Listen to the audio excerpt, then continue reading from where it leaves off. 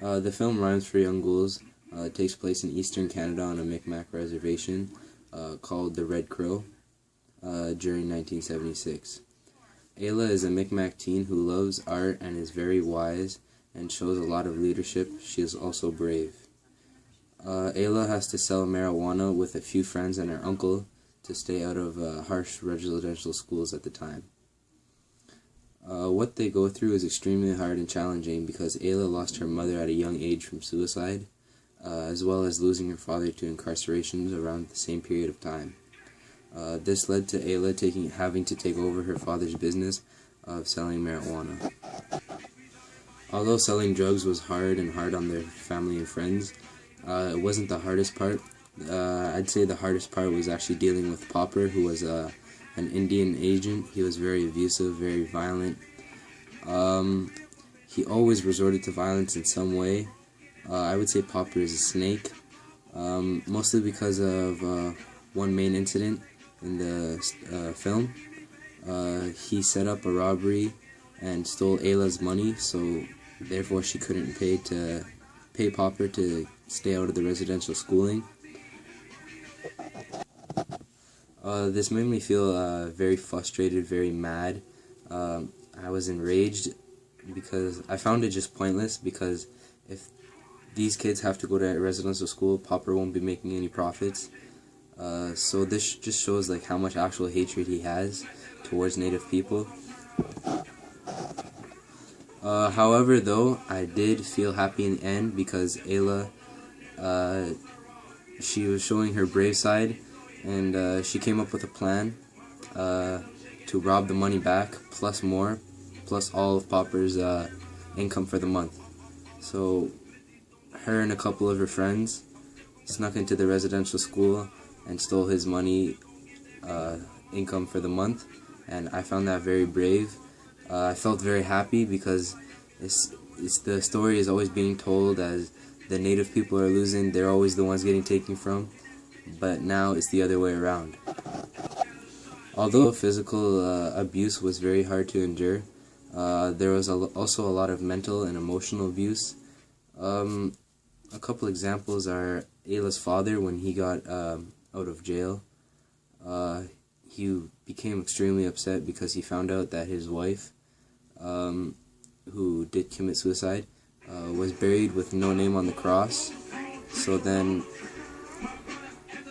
in Micmac culture, they believe that causing that, they can't move on to the afterlife, so she can't feel peace. She's still wandering the earth, and yeah.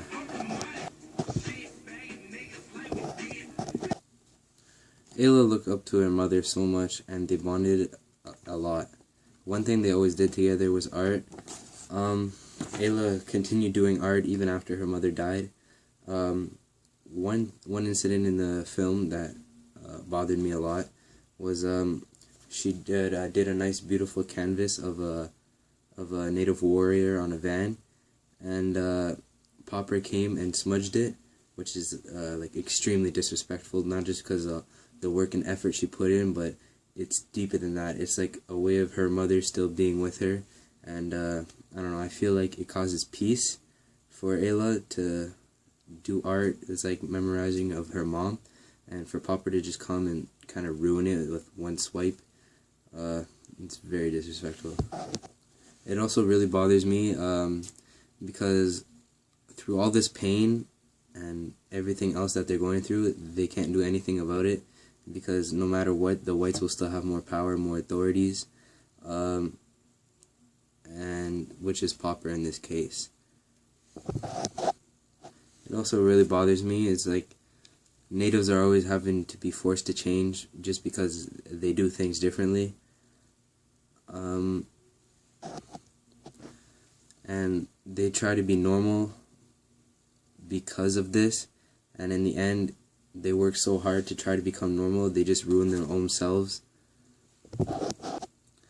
A symbol that I felt like had a big role in the whole film was Ayla's art, because I feel like that's kind of what kept her going to like be herself, because that's what her mom did. like always taught her through art. She said art, anything could be a form of art.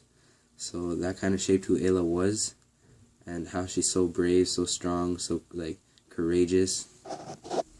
And also it brought peace to Ayla, knowing that she could do these arts, carrying on her mom. This made me feel kind of like a peace inside, because I knew Ayla was happy. And after all she's been through, I know she deserves to be that happy. And after all she's been through, I know she deserves to be that happy. I think people should definitely watch this film. Not just because it's a good movie, but also because when you show a statistic, people don't really care. But this movie shows like what one family's going through, and I think the viewers will have like much more appreciation and understanding towards like what Native people went through.